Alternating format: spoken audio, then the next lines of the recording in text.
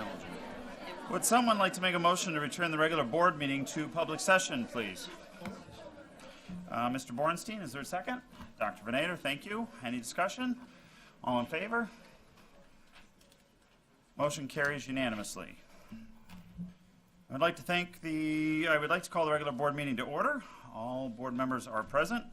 Mr. Meyer, would you mind leading us in the recite the Pledge of Allegiance, please? Pledge allegiance to the flag of the United States of America and to the republic for which it stands, one nation, under God, indivisible, with liberty and justice for all. Please be advised that in the event of a fire emergency and an evacuation should be necessary, an alarm will sound. Please note all marked emergency exits and evacuate well away from the building. At this time, we do request that everyone please silence their cell phones and any other electronic devices. Thank you. Would someone like to make a motion to approve the agenda as amended? Mrs. Leatherbarrow, thank you. Is there a second? Mrs. Beeger, any discussion? All in favor? Motion carries unanimously. Let's see. Dr. Martzloff, recognition this evening, please. Thank you, Mr. LeMay. Tonight, we are pleased to recognize one of our outstanding school administrators. Dr. Bill Bowen has been named the 2019 State Assistant Principal of the Year by the School Administrators Association of New York State. Dr. Bowen joined the administrative team at Transit Middle School in 2011. He is an approachable leader who always has the best interests of students at heart. Here to introduce Dr. Bowen is Transit Middle School Principal, Mr. Dan Wall.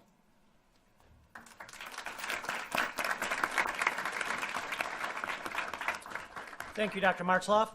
This award is given by the School Administrators Association of New York State and the National Association of Secondary School Principals to an assistant principal who has set the pace, character, and quality of education for the students of their school. Nominees are administrators who are committed to students, parents, and the community and have shown exceptional contributions to the education process. There are many exceptional assistant principals throughout New York State doing extraordinary things for their school communities. For Dr. Bowen to rise above all assistant principals in New York State illustrates the high caliber educational leader that the transit community has come to know. Dr. Bowen's work extends beyond the traditional role of assistant principal. Bill fosters empathy within our student and parent population so they can become knowledgeable about and appreciate the unique diversity of the transit community. Teachers know they can count on Bill to honor their work in the classroom.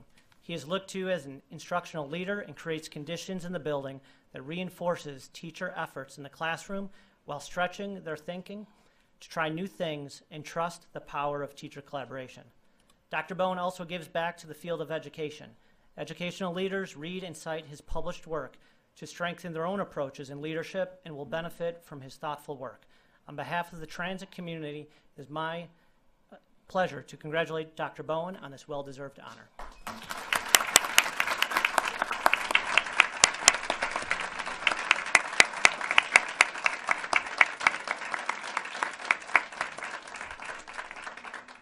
Thank you, Dan, for that kind introduction. And I'd also like to thank our school board and Dr. Martzloff for this recognition tonight. I truly appreciate it. I owe much of this award to this school district and the many amazing people that I've met and worked with over the past 10 years. There are just too many to name at this meeting, but especially my colleagues in the Williamsville Administrators Association, the assistant principals and the principals. Those of you that came here tonight, it really means a lot, so thank you very much. So many colleagues have helped out with the process and have really touched my life working in Williamsville and helped out with my career, especially my principal, Dan Wall. Dan has been an amazing colleague and friend and mentor and leader over the past 8 years since he started at Transit.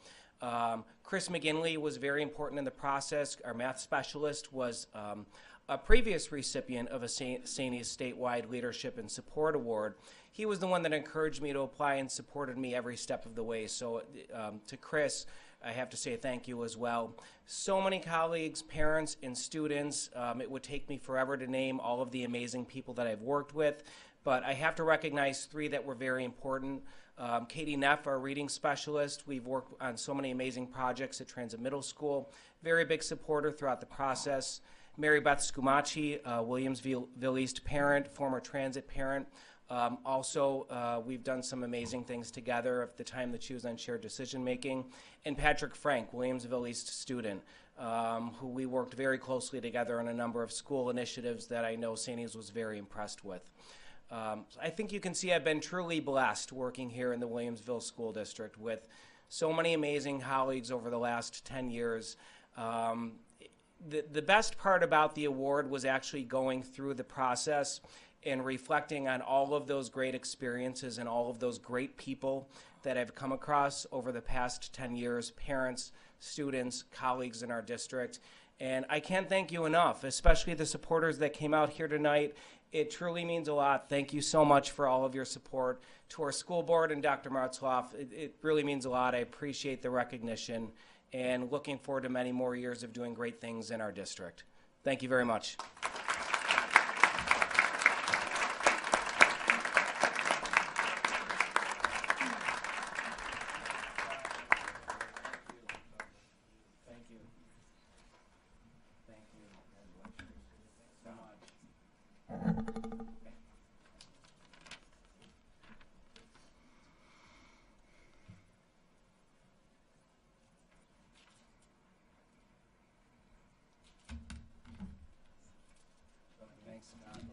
Thank you.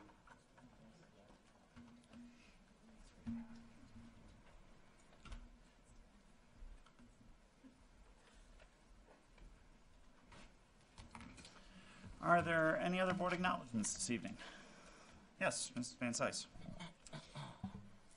This past Saturday, Williamsville City School District, or Central School District, held the Erie County School Board Association Legislative Breakfast. And at this time, I would just like to acknowledge our district clerk, Mrs. Lynn Carey, for all of her time and effort in putting together a phenomenal event. Thank you so much. Thank you.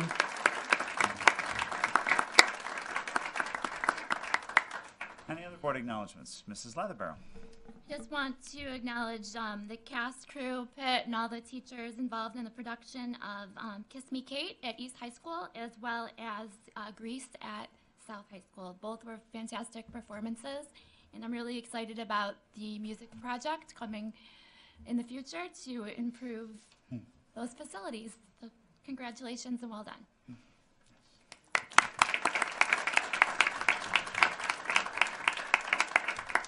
Any other board acknowledgments? Mr. Mecca.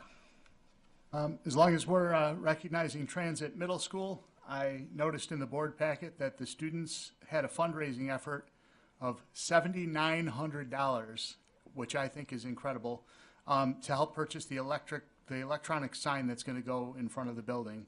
I'm not sure of all the efforts involved, but I'm sure that they were extensive, and I think it ought to be congratulated.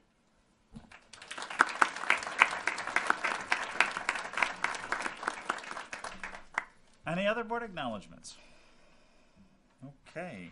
Mrs. Speaker, would you please read the board's public expression statement? Sure. Welcome to all who have come to observe this regular board meeting. Per Policy 1510, the board has set aside 30 minutes for public expression, a time when we invite members of the community to share their ideas and their concerns with us. We welcome this opportunity to hear from you. So each person is given up to 3 minutes in which to address the board. You will be signaled with the yellow flag at 2.5 minutes so that you may conclude your remarks and allow the next speaker a turn to share their thoughts as well. This is a meeting held in public rather than a public meeting, which means we will not be engaging in dialogue with members of the community this evening. Rest assured, we are listening carefully and we take seriously what you have to say. I would also like to ask to please demonstrate respect for us, for one another, by speaking to the issues. Please give us your ideas, share your opinions, but do not engage in personal attack. Thank you for your cooperation. And our first speaker this evening is Aaron Lackey.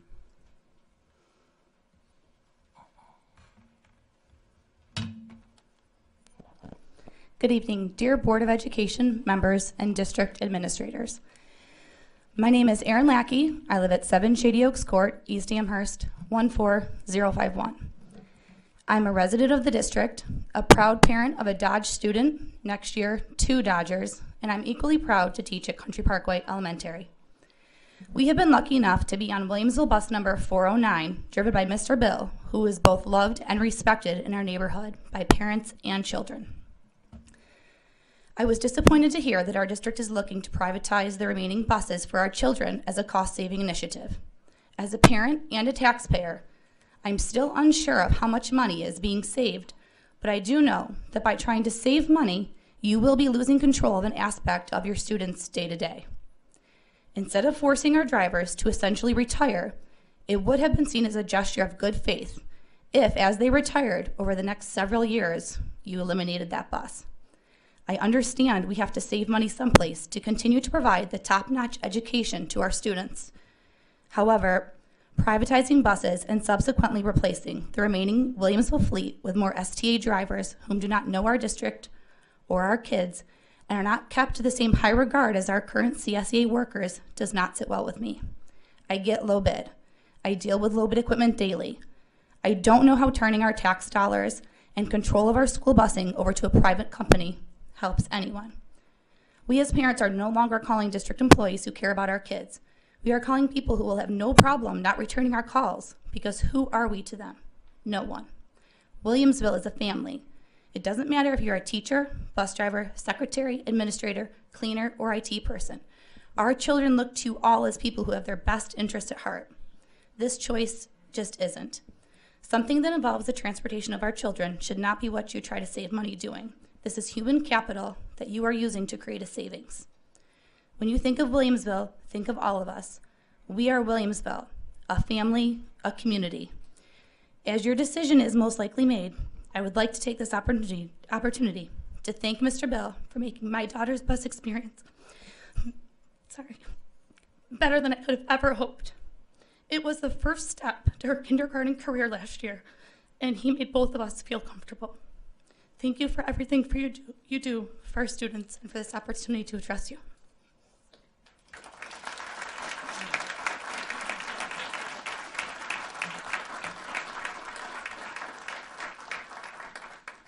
Thank you. Our next speaker this evening is Jim Bruno.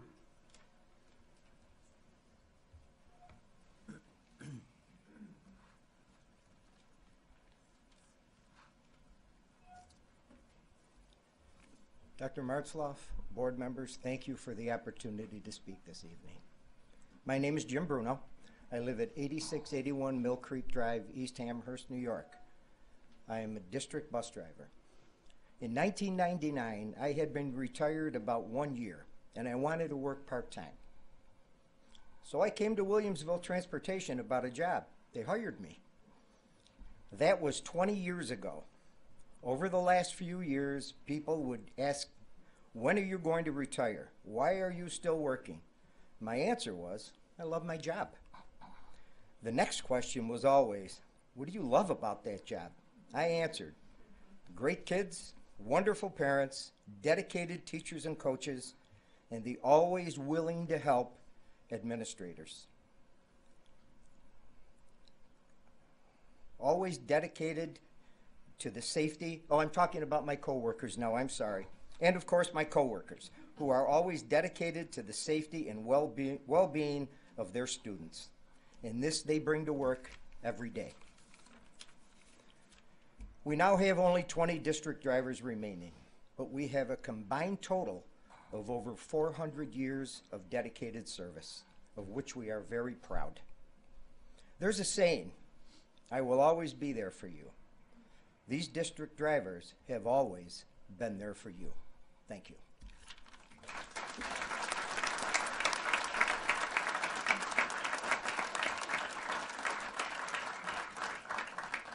Thank you. Our next speaker is Stephanie Vanderwal. Good evening. Hello, Superintendent and members of the school board.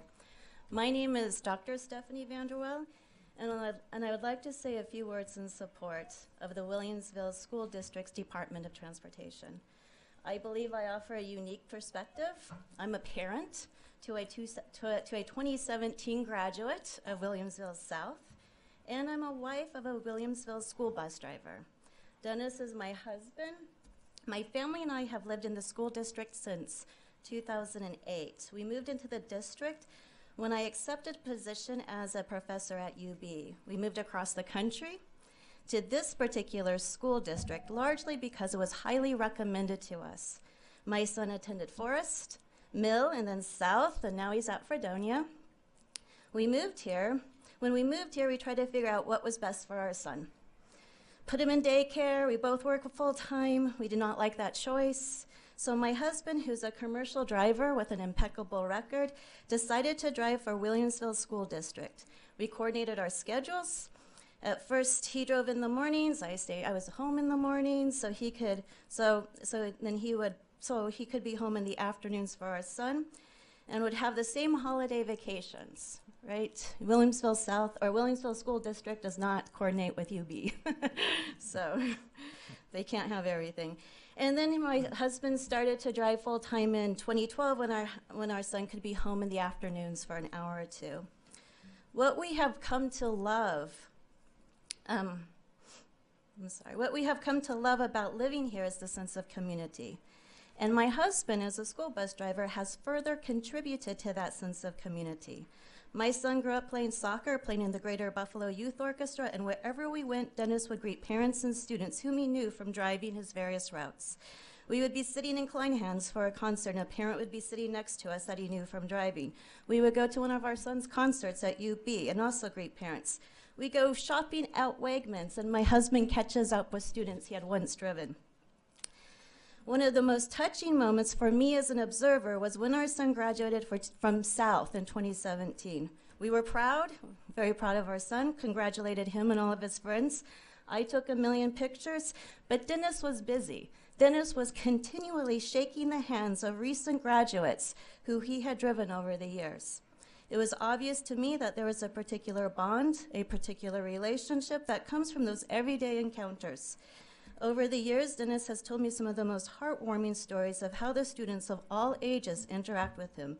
He is the person who takes them to and from school, hears what they did on the weekends, what they want to be when they grow up, and their aspirations. And sometimes they confide into him about what is bothering them. Dennis works with a community of bus drivers who offer the same level of support and safety. Some of those bus drivers drove my son, so I personally know. And I am very grateful for their support. Thank you.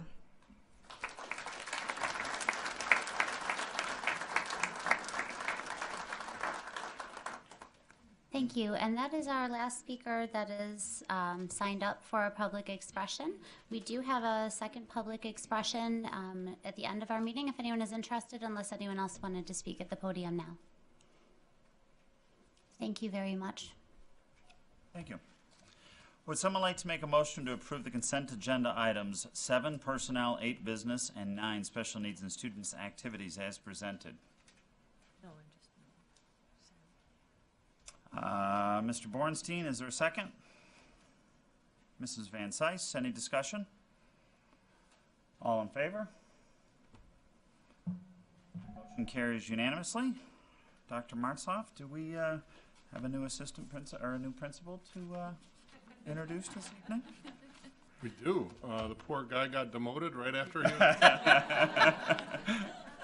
I'd like to introduce to the Williamsville Central School District community, the Board of Education, and all of our guests here this evening, the new principal for Maple West Elementary School, who is currently the principal of Holland Elementary School for the past 5 years, Mr. Jason Smith.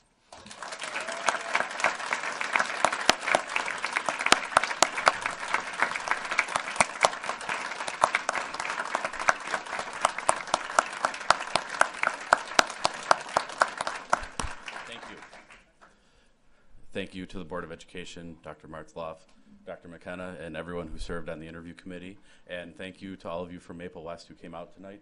The show of welcoming is, I'm very honored and humbled to have this opportunity. I can't wait to get started. Every step of the way through the interview process was A great learning experience, a great joy. I know I'm not going to remember all the faces of everybody I met tonight, but like I said, I am so excited. I can't wait. I am honored to be a part of your school district and a part of the Maple West family. And I just wanted to take a minute to thank my wife and children who are here with me tonight. So thank you.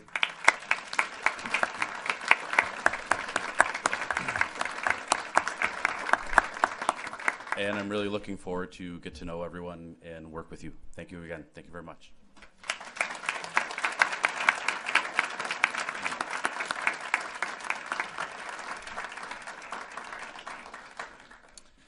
I would like to thank the following retiree for her service to the district. Joan Cote, South High School Food Services Helper for over 20 and a half years of service.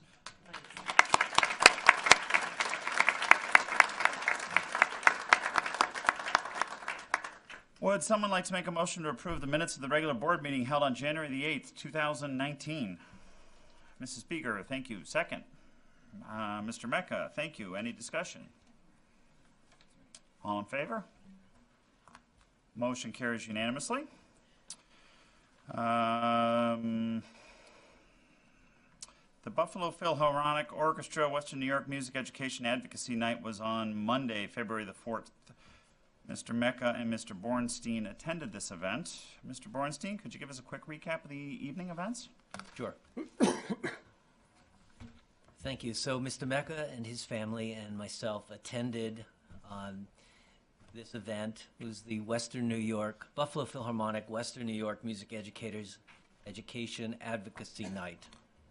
And it was hosted by the BPO, and it was a family-friendly workshop for school board members, PTA members, parents and their children to identify music education advocacy tools and answer the following question: how can we best advocate for music in our schools? Hosted by BPO Director of Education and Community Engagement, Robin Parkinson, at the Buffalo Phil's new administrative offices at the Clement House on Delaware Avenue, and featuring facilitator and presenter Eric Booth, Mr. Booth led us through an advocacy workshop focused on identifying strong music education advocacy tools. Highlights included strong arguments for music education, such as music education motivates students to come to school and stay in school. Music increases academic performance. Music promotes a positive school environment. Music develops life skills, and music creates good citizens. Attendees were provided a handout called How Music Education Helps Students Learn, Achieve, and Succeed, with an additional 15 strong talking points organized under the following headings: music education equips students with foundational skills to learn. Music education bolsters student engagement and achievement in other academic subjects. And music education develops the abilities essential for lifelong success. Members of the BPO were on hand to engage with the children who showed up with musical activities. And Ms. Parkinson, the Education and Community Director, also reminded us of the strong education program at the BPO, which features music for youth school day programs at Kleinhans, which are now also streamed online for classes that can't actually attend. BPO Connect, where Buffalo Phil musicians actually go into the classroom and work with students directly there. BPO Symphony Scholars and BPO College Season Pass, which are subscriptions that are deeply discounted to allow access to the concerts at Kleinhans. And BPO Master Classes, where young musicians can work directly with the guest artists that are featured in the programs that week. For more information about the BPO, you can contact Robin Parkinson at 885-5000 or at bpo.org. And I know that sounds like a Buffalo Philharmonic advertisement, but they are an amazing resource and asset in our community, and this advocacy night was very successful, and it helped those of us who care deeply about music education to strengthen the toolkit that we have when we advocate for this important initiative. Mark, anything to add? Thank you. That was a very thorough review of the evening and made me remember some things that I had forgotten. One of the more interesting aspects for me was we were talking in small groups about what makes us passionate about music education, and everyone had such different touchstones. It was amazing to me. Some like myself, I've never been very successful with an instrument, although I've tried, and just think that I don't have much talent for it. But I enjoy listening to music and seeing performances. And others, their parents were deeply involved in music education, and they themselves had learned instruments and become very skilled at them. So I was really interested to see where everybody's passion for music education came from. Thank you. It was really a terrific evening, and we got free pizza, too. Thank you. The District Art Show will be hosted at the Buffalo Niagara Heritage Village. That's located at 3755 Tonawanda Creek Road in Amherst, New York. The dates for this will be Monday, March 4th through Saturday, March the 9th. Monday, March 4th will be the elementary school reception from 6 p.m. until 8 p.m.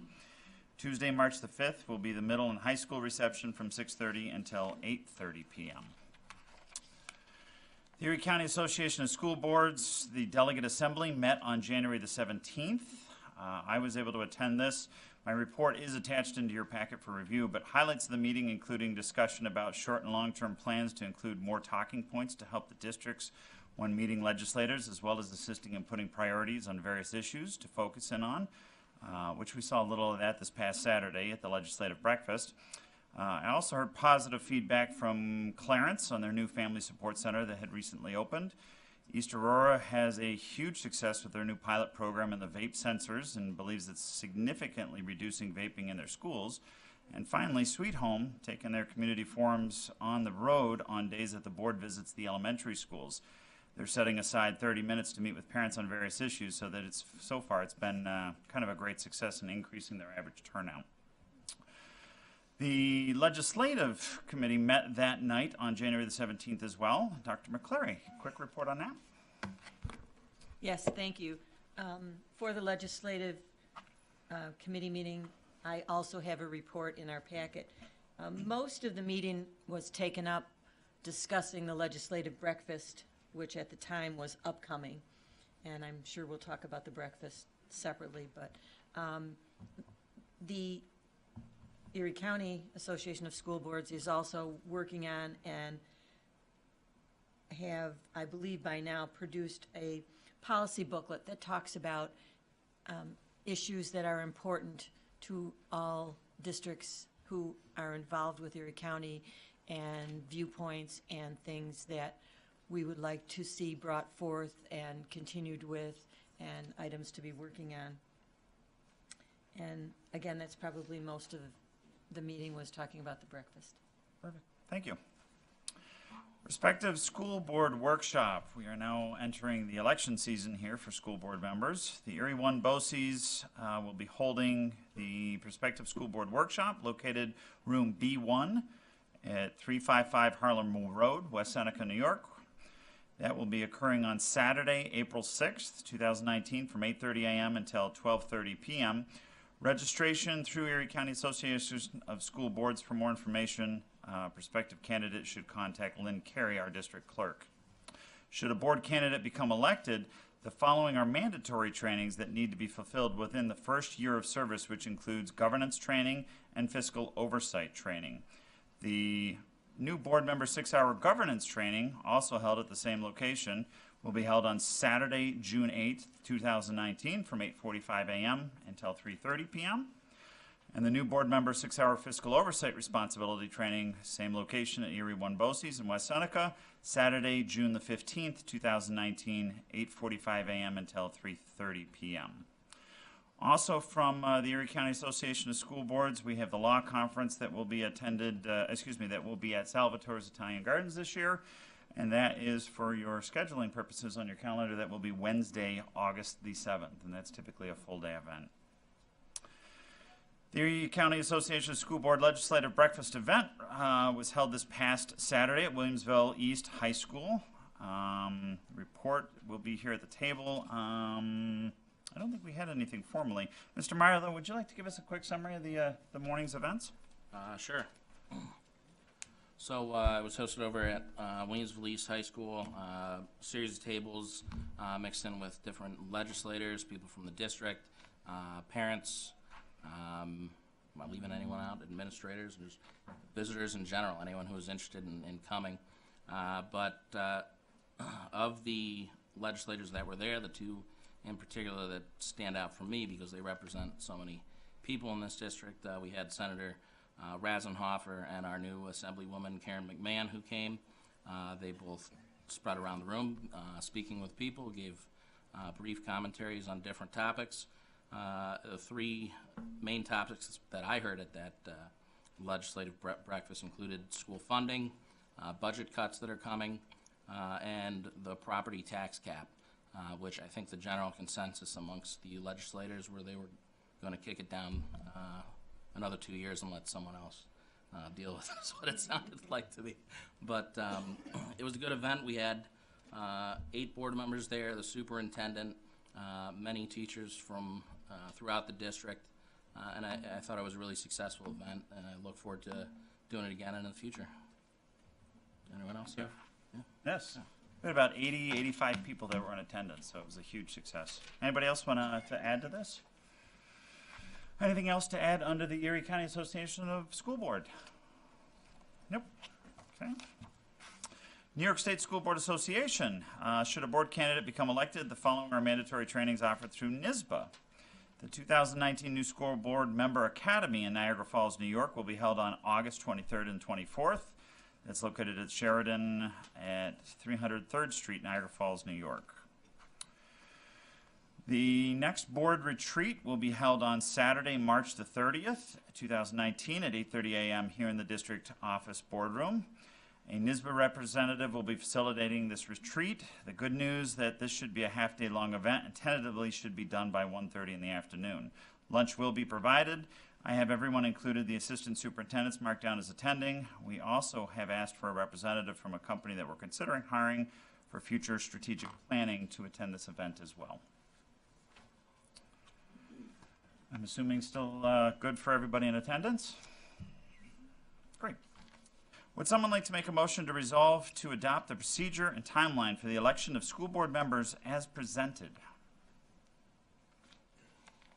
Mrs. Speaker, thank you. Second? Mrs. Van Cise, is there any discussion? All in favor? Motion carries unanimously. Mrs. Carey, would you like to give us an update on board candidate packets, please? Yes, thank you. Board candidate packets are available at district office. If you would like to pick them up, there are partial packets available online. There are 3 positions that will be available for 3-year terms, and there is no monetary compensation for serving on the board. However, you must take a sworn oath of office that you will faithfully discharge the duties for the Williamsville Central School District according to your best ability.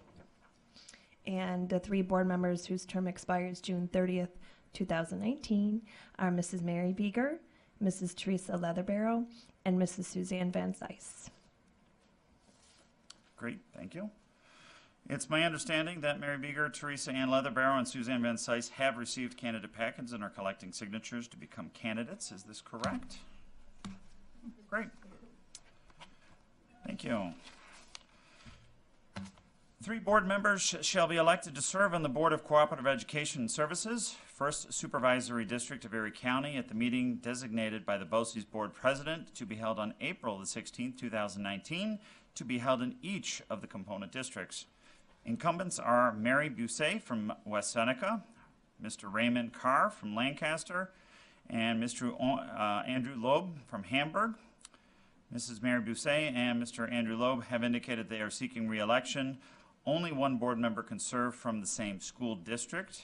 The deadline for nominations is March 15th, 2019. This will be on our March 12th, 2019 regular board meeting agenda for a board action. Upcoming Board of Education school building visits. We have one coming on March the 4th. That's a Monday at 8 a.m. at Casey Middle. And so far right now attending, I have myself and tentatively Mrs. Van Sice. Do we have any confirmation on that, Mrs. Van Sice?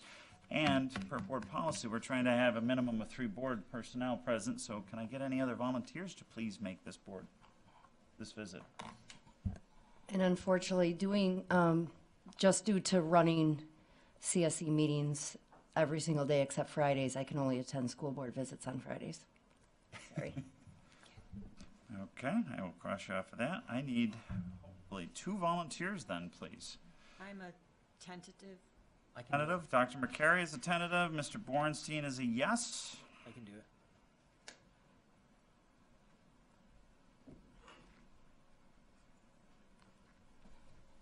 Any other board members that might be able to attend this morning? Did you say me? I did not. You can go? Perfect, thank you.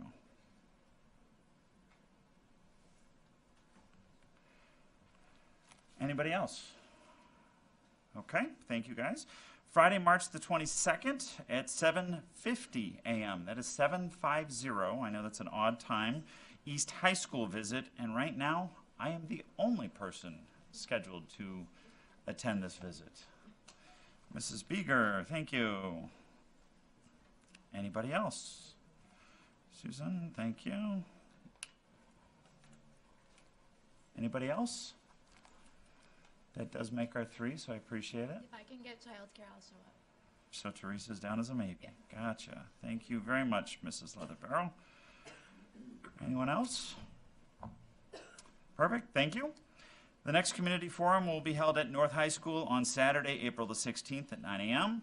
For those in the public and the community here that don't know what a community forum is, this is your opportunity to have a 2-way dialogue with the board. Unlike coming to the podium this evening where it's a 1-way dialogue, we hear you, but we do not respond. This is your opportunity for a 3-hour window that you can come in with questions, comments, concerns, compliments, and talk to the board actively and hopefully get answers back on it. These have been fairly successful. They are open to anybody with any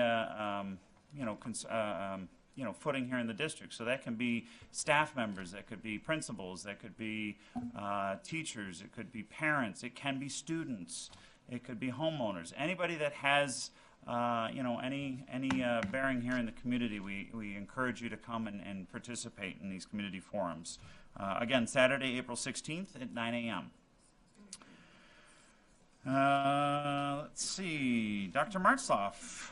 It says 6, April 6th. April 16th. I think. Is it April 6th? Do I have the wrong date down? Well, hang on, let me verify that. I have no doubt you guys are probably correct. Yes, the 16th is a Tuesday, so that is a typo. That will be April the 6th, which is the Saturday. Again, 9 a.m. until noon. Dr. Martzloff, community update, please. Thank you again, Mr. LeMay.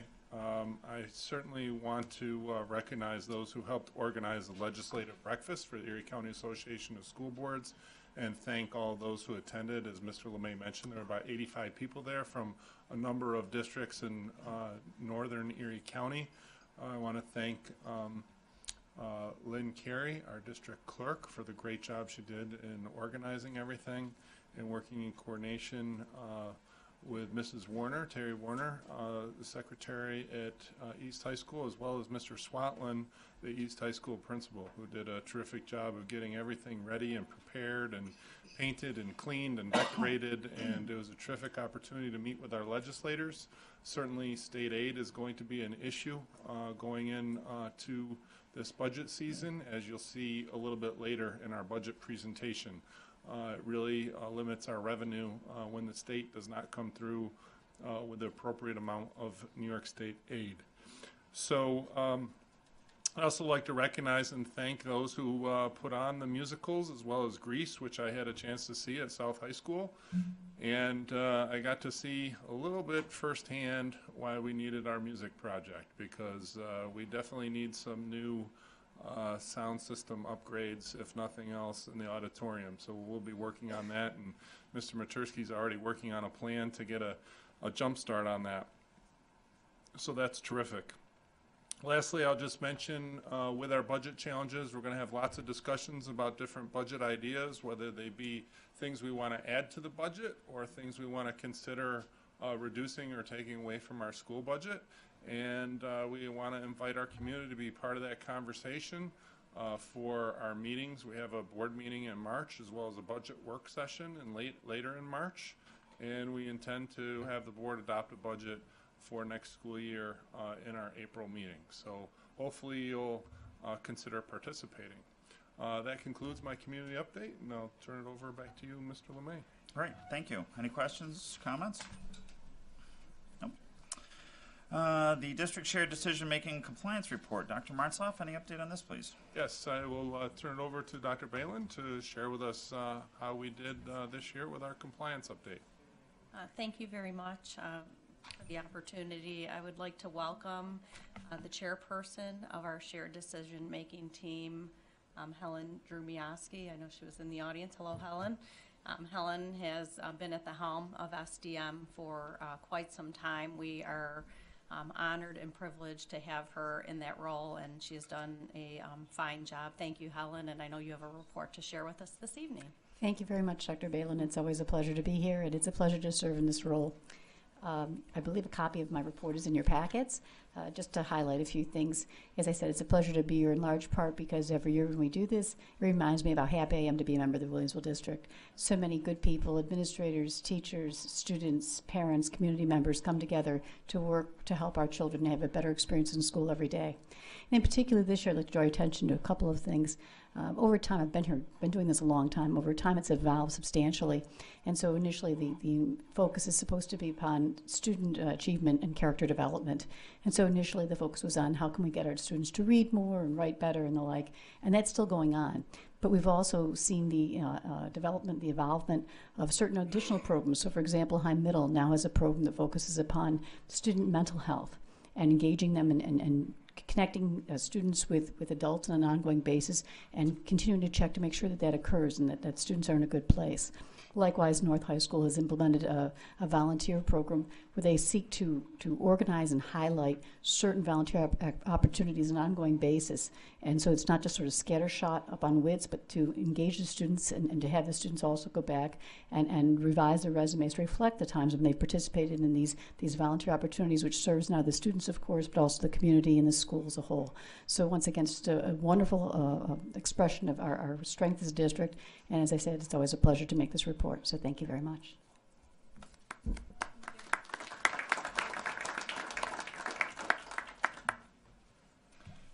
Comments, questions? Mrs. Beeger? I'll make a quick comment just because I'm a board representative on the shared decision-making committee for the district. And this is the third year I've been involved with this group. I'm really impressed, not just with the organization of the group, but Helen does such a fine job making sure every school is represented, that everything's compliant. But beyond that, to see how our schools are really working with their faculty, with parents, some schools with students, to really target what they feel are needs, looking at goals, not just setting goals just to do it, but the work, when you see what's shared out, is really thoughtful, and it speaks to the culture of the building, but there's so many themes that seem prevalent in different schools, supporting mental health, diversity, things that the different schools see, and every year you see different kind of like strengths coming from this school and that school. So it's very interesting from a board member's perspective to see how schools are given this opportunity to plan, but also kind of have their own spin on the paths that they make. So thank you for your organization for the district and for your report with us. Thank you.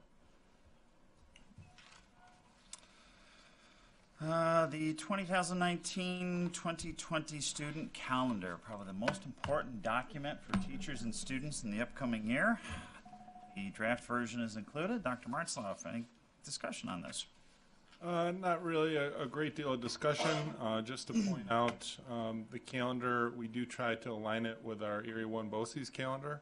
However, there are a couple of days that are different. Because we are so nice in Williamsville, we allowed for a 2-week break in December into the new year. And the BOCES calendar does not provide that.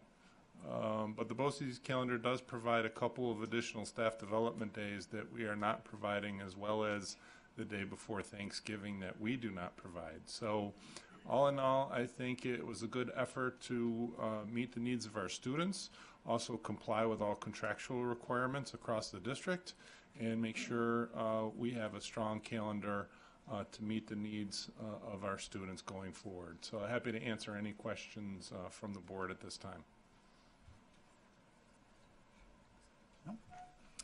This is a draft calendar. We'll be voting on it at our next meeting in March.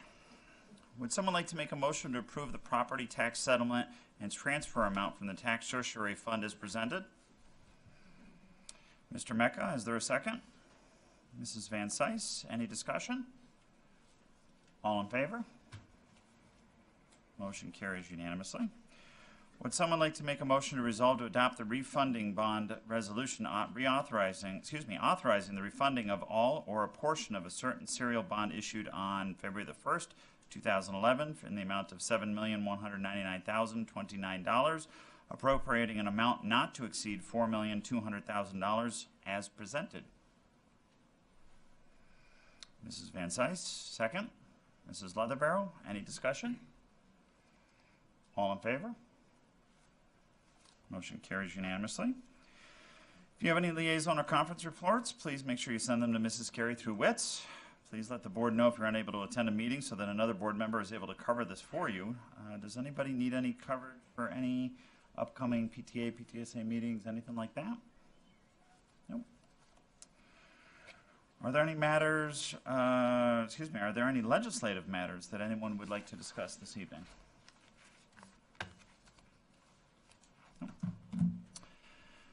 Languages other than English update. Dr. Martzloff. Not a real lot to add to here other than some of our survey results that the board was interested in hearing about back in the fall once we had those available, so we included those in here. And again, I'm happy to answer any questions from board members about this report. Great, thank you. Would someone like to make a motion to resolve to approve the update to the Continuing Teacher and Leader Education, the CTLE, approved provider list as presented? Mrs. Beeger, thank you. Second. Dr. McClary, any discussion? Mrs. Beeger. I just want to mention what stood out for me with this. When I think professional development, I usually think about opportunities for teachers to receive professional development. It's really outstanding the amount of opportunities and trainers and requirements that are provided for professional development for our administrators in our district, particularly knowing that we have a number of newer administrators to our district. It's wonderful to see not just classes and things like that, but mentoring, those kinds of supports for our administrators I think are wonderful, that there's opportunities for our administrators to work together and with others to just build and grow their leadership skills. So, thank you. Okay. Any other comments? All in favor? Thank you. Motion carries unanimously. Would someone like to make a motion to resolve to approve that in accordance with Section 1711 of the Education Law, the employment of Dr. Scott G. Martzloff as the District Superintendent of Schools to be continued pursuant to the employment contract previously executed by Dr. Martzloff and annexed hereto, which the President of the Board is hereby authorized and directed to execute on behalf of the district. Okay, Mr. Borenstein, is there a second? Mrs. Beeger, is there any discussion? Mrs. Leatherbarrow. I'd just like to say that I believe that decisions regarding the employment of the superintendent are among the most important decisions that board members are charged with making. I have full confidence in the decision that I'm going to make tonight, and I also have full confidence in our superintendent going forward. Thank you. Any other comments? Mrs. Beeger? I'd like to echo my support for our superintendent and the positive direction I see our district going forward. I have full confidence in my decision tonight as well. Thank you. Thank you. Any other comments? Yeah, I'd like to share a few comments. So before even getting to Dr. Martzloff and the job that he's done and continues to do, I have an issue with the way in which we have organized this agenda and presented information on this agenda on this particular topic. we're being asked to approve a contract, and I have no copy of a contract in my board materials. I'm asked in another instance to approve a bond. I have a copy of the bond. I'm asked to approve the municipal energy cooperative. I have a copy of that agreement. I'm asked to approve the national fuel rights of way agreement. I have a copy of the agreement. For some reason, I don't have a copy of the agreement with our superintendent. And it is the single most important contract that I'm supposed to assess all year, not just all year, but in our roles as board members, and it's not in our materials. That to me is mind-boggling that I'm supposed to vote on a contract I don't see. Not in front of me. It's not in my materials. I don't know why it's not there. Can someone on this board speak to why a copy of the superintendent's contract is not available to board members? Mrs. Leatherborough? I'll speak to it. The packets came out Friday. We did receive the updated, agreed-upon contracts prior. If this was such a concern, why are you waiting to bring it up now and ask for it now? You could have asked for it on Friday. We could have had it all weekend. Whether I asked for it yesterday or today, number one, my expectation is that it's in there. I set aside 5 hours of my day today specifically to go through a lot of the agreements and items that are in our agenda, and I get to this one and I didn't find it. And to me, that's puzzling. That I don't know how you can ask someone to vote on something they don't have a copy of. Now that's a procedural issue. And whether it's the superintendent's contract or anything else, it should be there. And in fact, they always are there. This is one of the first times that I don't see a contract there, and it's a pretty critical contract. So in terms of whatever process we're using, I think we need to look at that because it should really be there. I think every single board member here, regardless of whatever your vote or mine is, you deserve a copy of the contract you're being asked to approve. It just seems very simple to me. Mr. Meyer, a contract copy was provided to you prior to this evening's and this evening packet, and that was a signed contract. This resolution says, let me pull it up.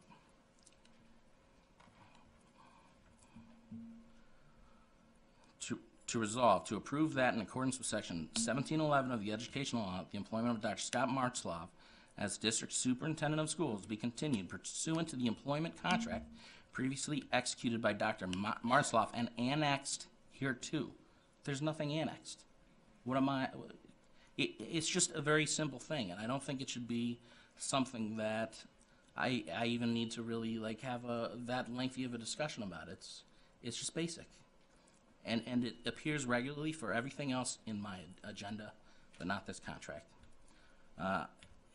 And I think that's disappointing to me as a board member because I don't have the material, but I also think it's disappointing to the community that went out, got an agenda, and is given no information about this item. It's 3 sentences long. There's no contract attached to it. They don't know what the terms or provisions of this contract are. So, Mr. Meyer, the packet that's provided to the community is not the same packet that you are given access to. I know that, and it's not in either of them. Okay. But it's a publicly we'll make a note of it, and document. we'll try to improve moving forward. That's my first comment, because I haven't even gotten to the actual issue, because as a procedural matter, I find that very frustrating. And it speaks to, in my opinion, my overriding concern with this contract extension. Not with Dr. Martzloff, in fact, because in reality, I think Dr. Martzloff is a fine person, a very intelligent individual, and has done good work, and I support him in the sense of whatever he does moving forward. I have his back. He, by all accounts, appears to be our superintendent moving forward. You want to support your superintendent. You want them to do good, because when they do good, the district does good. It's not a matter of of any kind of ill will or anything towards Scott. He's a fine person.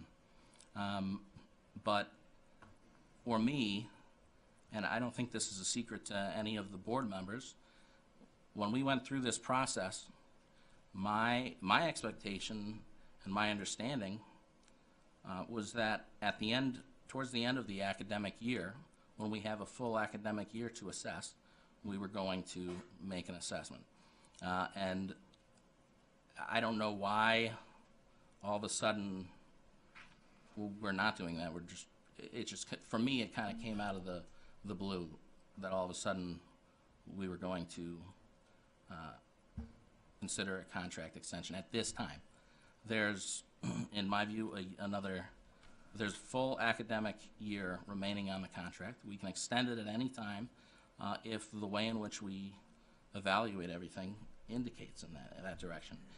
And I personally wanted that full academic year so that I could look back and assess how things transpired, because it's no secret that in the past there were issues in this district. I think we're on a very good trajectory,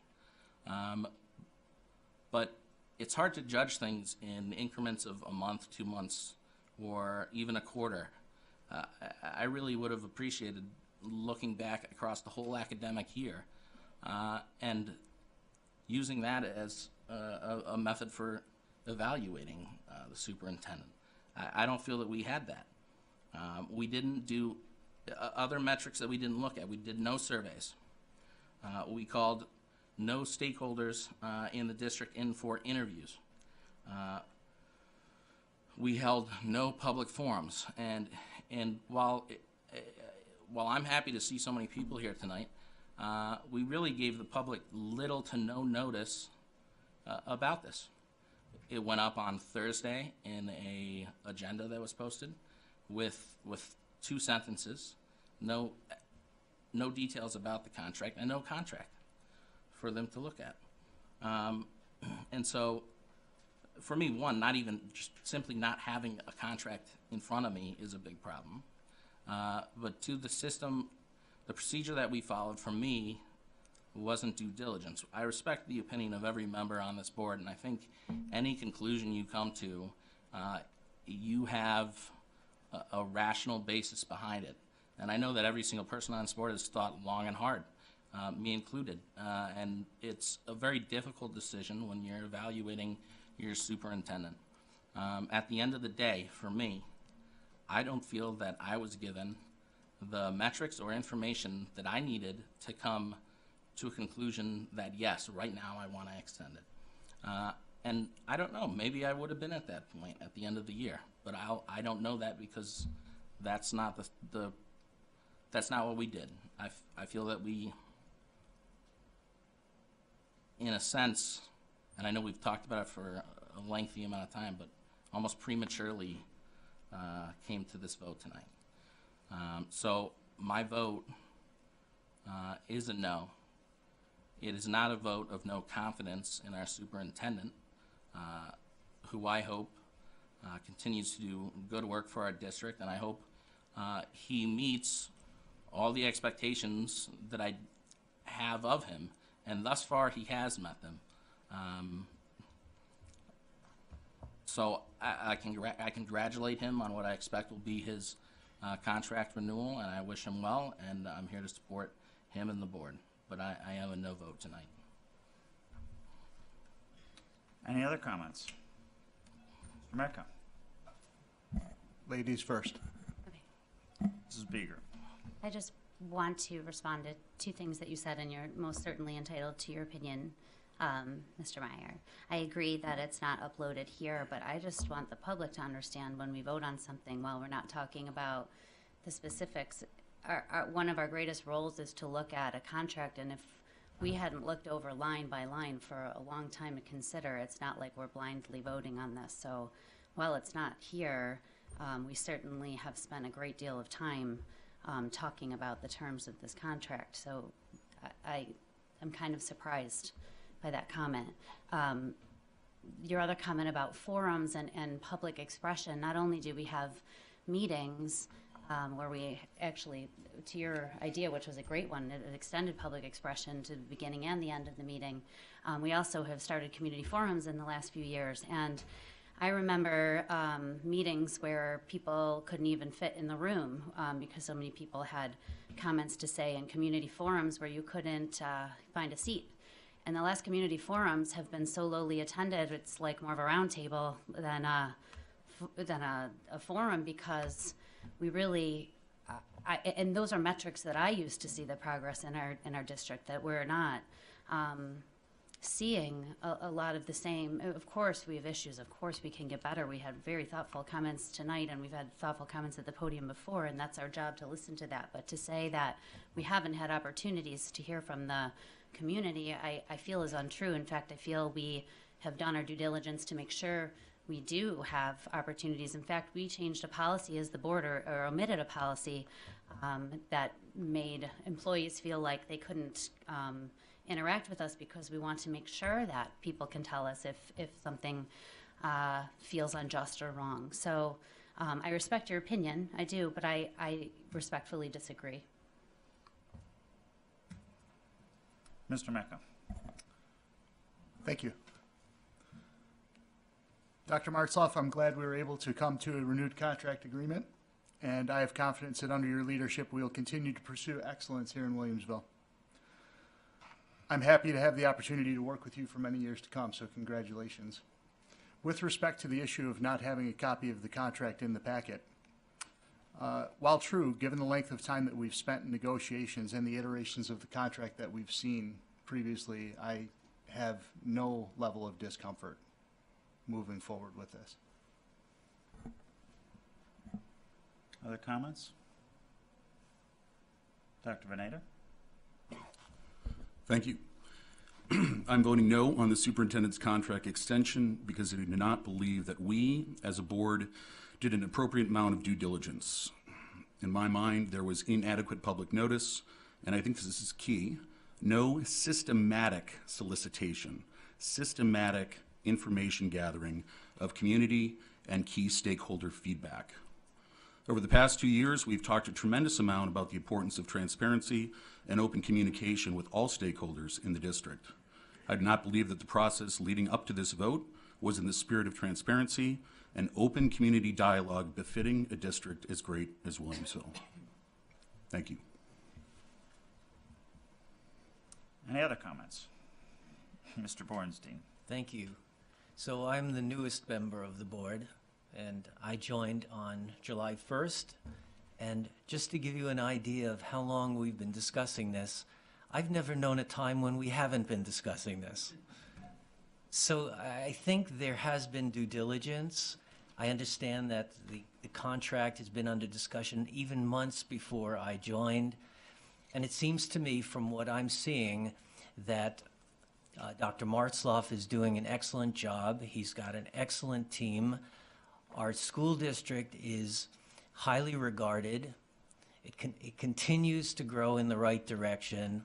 So I am a solid yes on the contract extension. So congratulations and thank you. Anyone else? Mrs. Van Cise. I just feel like it's appropriate if I chime in now as well. I could say and speak to the confidence that I have as a board member, because I have attended for 3 years now and given almost 100% commitment to everything that has been offered. That includes every community forum, that includes school board visits. I have been out there, I have done due diligence and done my homework and had regular conversations with people, parents, staff members, and students within this district. So I do want people to know that we have done due diligence and we've spent time and have discussed this at length and confident in our movement forward. Any other comments? I will point out that board members have been given copies of old contract. They've been given revisions of the contract that show the changes that are being made or proposed in the contract, as well as a copy of the contract that we are voting on this evening prior to this weekend. I will also would like to point out that in Dr. Martzloff's tenure as superintendent, the district has had 7 successful budget votes. We've had 3 successful capital projects, including the athletic fields, the music project to upgrade and expand the music facilities. We've lowered class sizes. We've returned LOTE programming back into the 5th grade. We've enhanced school security measures, and we remain focused on moving forward and building this community. I feel that we have vetted and we have listened to the community. I have been at just about every single school visit, community forum, and every public discussion that we've had with the community, with teachers, administrators, and we've been listening and vetting all that information and providing that back and discussing it internally. So I do believe that we are being open and transparent to the community. With that being said, I would like to call for the vote. So all in favor, please raise your hand. All opposed? Motion carries 7-0. Congratulations, Dr. Martzloff.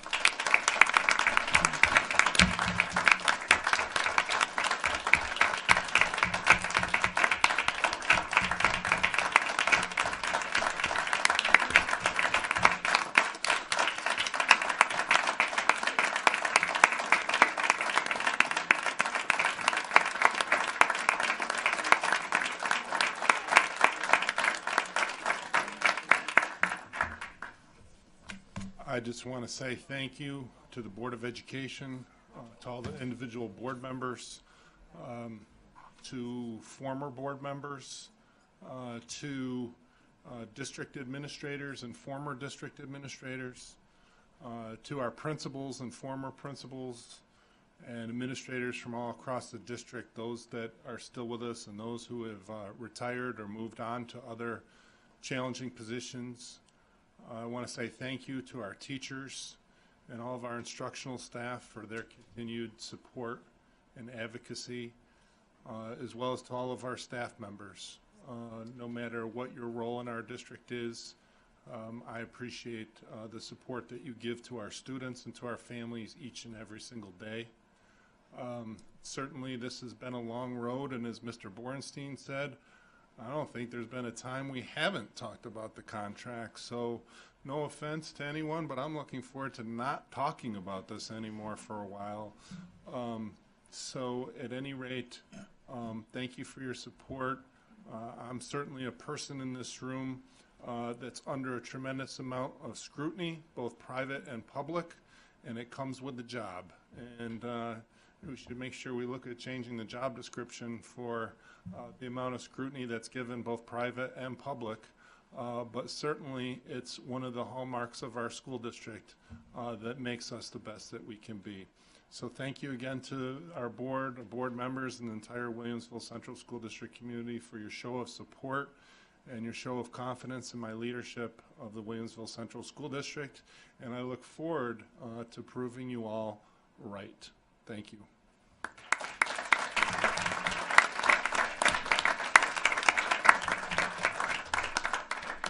Would someone like to make a motion to resolve to approve the National Fuel Right-of-Way Agreement as presented?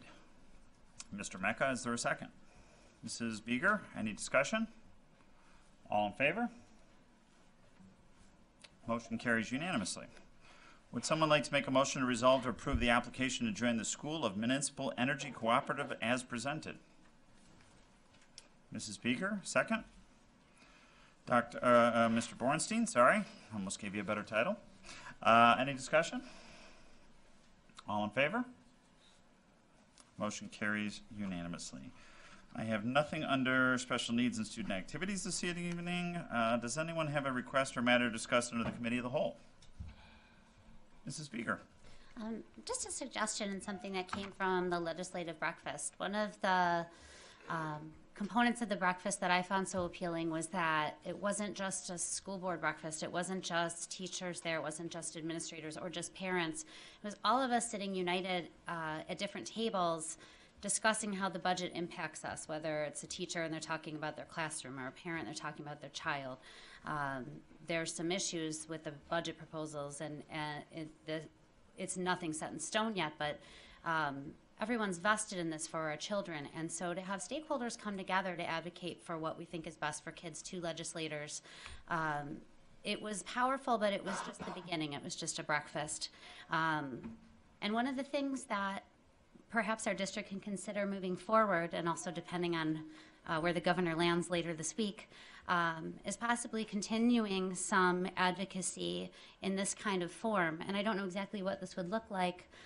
Perhaps some of our district leaders may have some ideas, but my thoughts being around having groups like this with different stakeholders, and I don't mean groups of 85 people, but even pairing up a parent and a teacher and administrator, or a school board member and a parent, or something along those lines, to actually meet with legislators. One of the questions that we asked was, what's the best way we can advocate to make sure that our state leaders are giving our public education the funding that we need and deserve to keep up our programming and to keep our staffing. And a lot of them said, we send emails, even, you get those email alerts and you forward them, but it's not as moving as when they have a face-to-face conversation. So I just wanted to present or drop the idea of, depending on where our budget lands, getting together perhaps some kind of advocacy effort in our district, even if it's just arranging a couple pairings of groups that combine different stakeholders to explain why funding public education is so important, whether you're a parent or a administrator, principal. I think that when we work together, unified with a message that supports our children, that's powerful and it's important. I'm not exactly sure of next steps, but that's my suggestion. Dr. Martha. I think that's a terrific idea. I've seen it be very successful before. We have small groups of maybe 6 to 8 people at the most, maybe 2 board members, a district administrator, someone from our parent district PTSA council, one of our staff members, and one of our teachers to get together as a group, go and meet with our legislators, either out to eat or for coffee or in their office, to talk about things that are on our minds of what we see in public education as being critically important to how they advocate for us in Albany. So I think that would be a good idea, and I would, if the board is okay with it, look forward to following up. Thank you. I would support that for sure. I see a lot of heads nodding, so. Anything else under the committee of the whole? Excuse me. Is there any correspondences anyone would like to discuss or share this evening?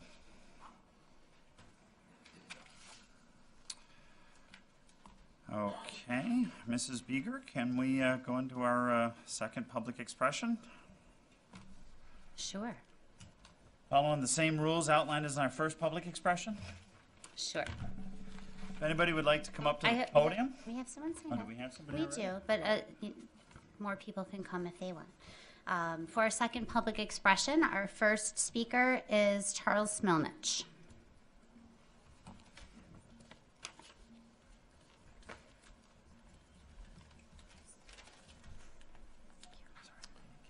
Good evening, Board of Education and Dr. Martzloff. My name is Charles Smilnich. I'm the president of the Williamsville Administrative Association and speaking on behalf of the group.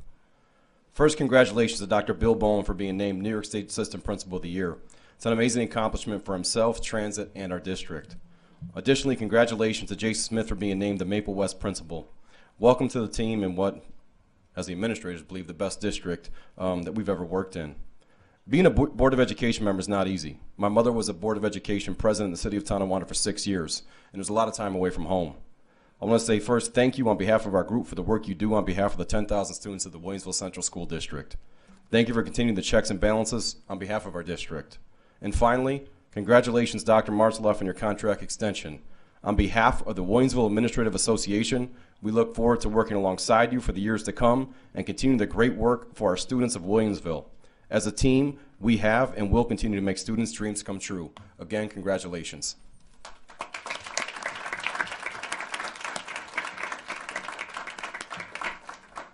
Thank you. Is there anyone else that would like to come to the podium to speak at this time? Okay. We have someone coming. We do. I'm sorry. There's a big wall in the way. I'm sorry. Hi. Hi, Patty Lucido. I'm from 43 Prince of Wales Court, previous board member. First of all, I would like to thank you for all the hard work that you do. So get it. And second of all, I congratulate Dr. Martzloff. I am so excited for you and our district. And now the focus can truly be on our students. So thank you very much, the board. Thank you, Dr. Martzloff. I look forward to the next 3 years. Thank you. Mrs. Lucido, can you just come and sign your name? Oh, I would love to. Thank you. Thank you. And while she's signing, is there anyone else that would like to come speak at the podium this evening? Is there anyone behind the wall that I can't see coming? Oh, somebody's coming. Oh, there is. Just kidding. Bill Gackel for Skylark Court, 39-year resident of the district, and wife worked at North for 30-some years. My kids are all teachers thanks to the excellent education they had. 16 years ago, I was hired as a bus driver here. I'm nervous. I'm very good behind the wheel, but this is tough for me. I just want to thank all of you. Thank the district for the best job I've ever had. It's rewarding from the standpoint, here, crying. Last Friday, I was singing to a kid's birthday on the bus to Dodge. And at 12:30, I brought your child home from Houghton. Having a safe ending to the day with no problems, it makes me feel good. So I was told to say all kinds of things. I'm not going to. It's just, thank you all. Thanks. Congratulations. Thanks, sir. It's right there on the table.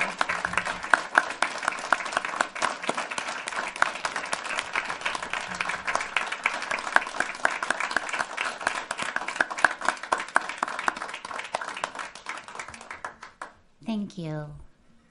Is there anyone else that would like to come speak? I know we're not supposed to say anything, but are you Mr. Bill? Yes, he is. Okay.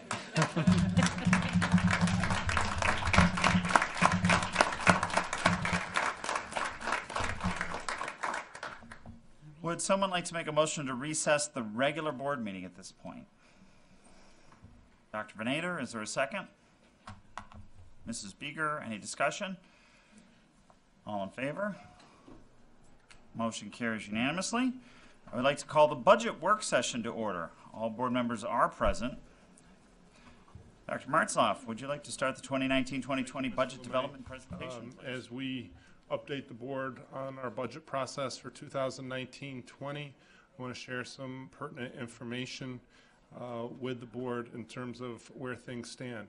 Obviously, we want a budget that aligns with our mission, which is a community characterized by diversity, high expectations, and support for learning to empower all students to develop their unique potential and character, assume responsibilities of citizenship and leadership, and to thrive in a challenging and rapidly changing global community through the commitment of our quality staff working in partnership with students, parents, and community, and utilizing visionary programs in a nurturing environment of mutual respect and dignity. And along those lines, our beliefs that were developed together mutually in circa 1995.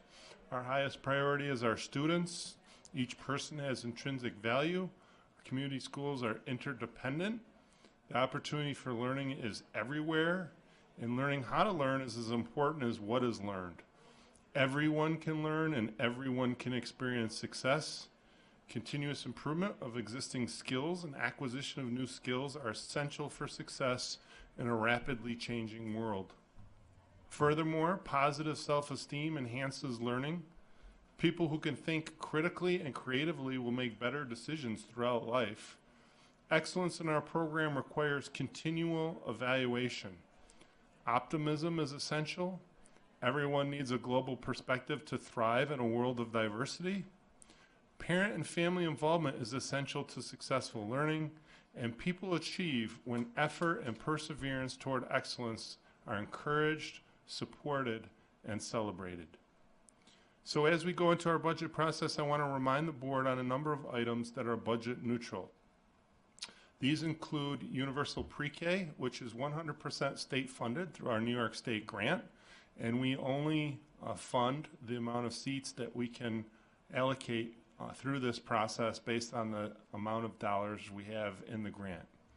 Child and nutrition services is self-sustaining as we get federal subsidies for free and reduced meals, and students pay for meals. That goes to support the program.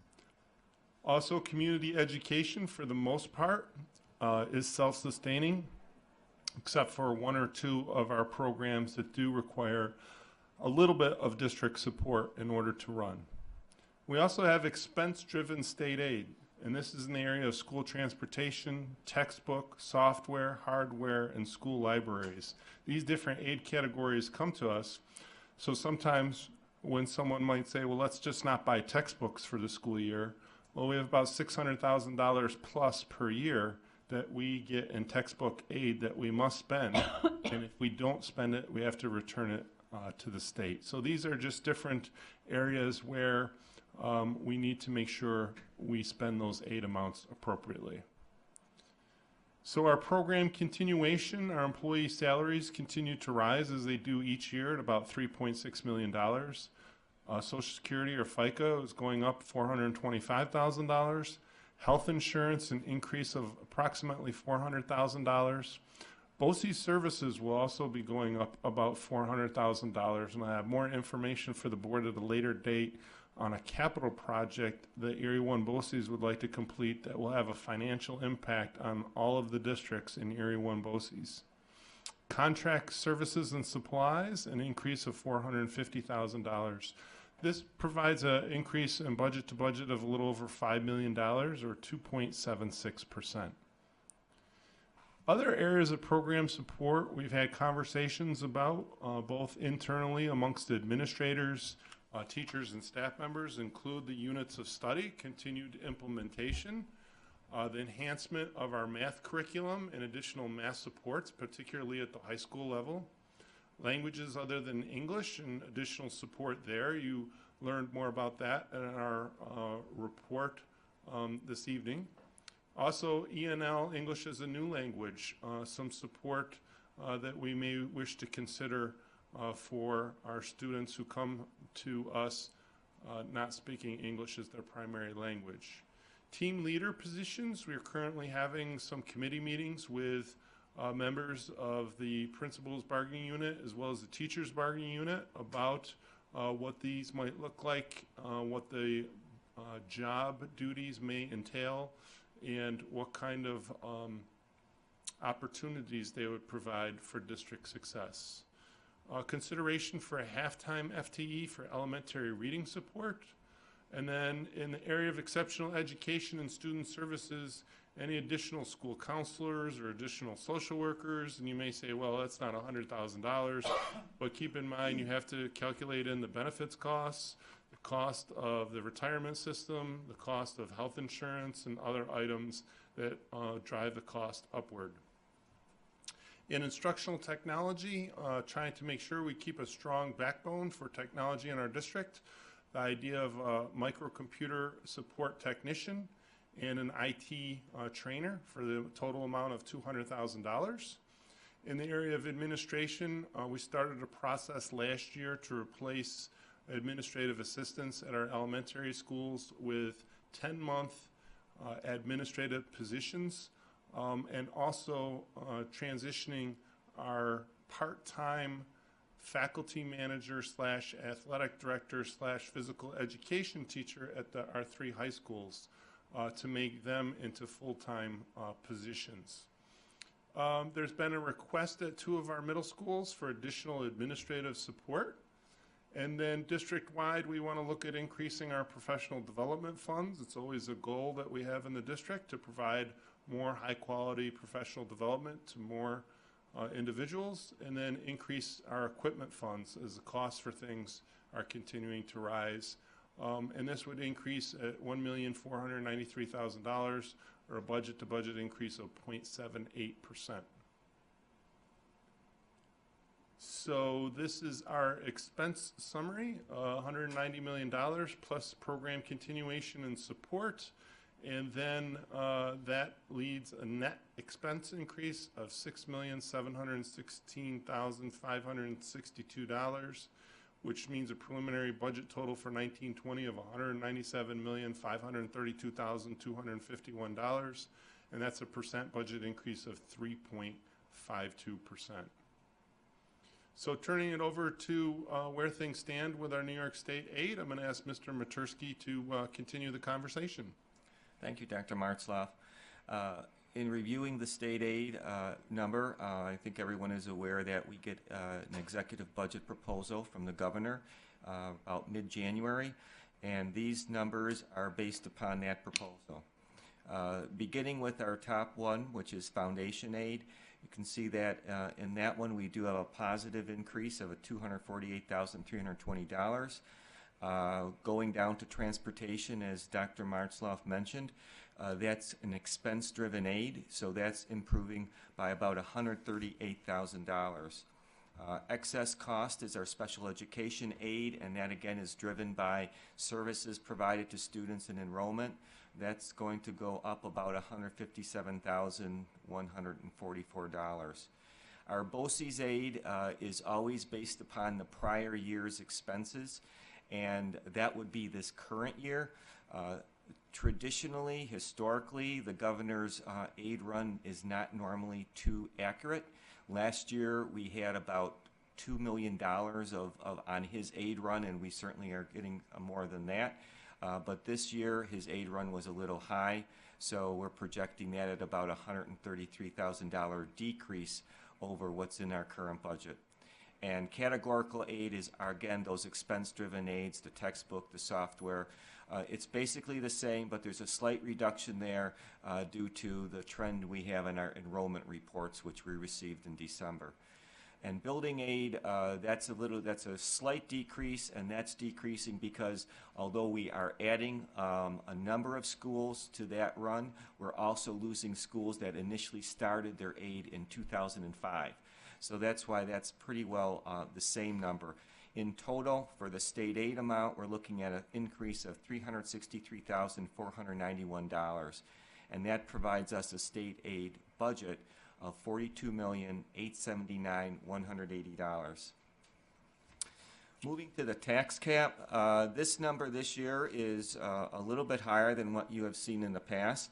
The state tax cap calculation is really composed of several items, major items. The first one is the growth factor for the levy, and for this year that's 1.0077%. That number is provided by the New York State Department of Finance, so that's the number they provided, and it really is based upon the assessment growth in our school districts or our towns that serve our school district from the prior year. The next item that is a major impact on this is our payment in lieu of taxes. We have $3.2 million budgeted in this year's budget, and that is part of the tax cap. Next year, we're losing about $400,000 or so worth of a payment in lieu of tax agreements, which means that that number is going to go down in our budget, which you'll see a little bit later. But in the tax cap calculation, that actually results in a $400,000 increase to the levy because it wants to equalize that change. So that is included in this, and then you multiply those numbers by the 2%, which is the CPI rate for this year, the cap, and it allows us a tax cap number of $3,911,057, which is a 3.18%. The estimated increase at this point in time is $3,875,057, or 3.15%. And that would be $36,000 under the cap. So looking at how all the revenue looks in our budget, you're looking at that state aid number of $363,491. Positive information regarding sales tax, we're going to be able to increase that $300,000. Positive information on the interest earnings front, which is the first time in probably maybe 10 years that we haven't been going down. We're actually able to increase that $440,000 due to our ability to invest in CDs this year. Other accounts are a lot of those small revenue accounts, everything from fees to some reimbursement expenses that we receive throughout the year.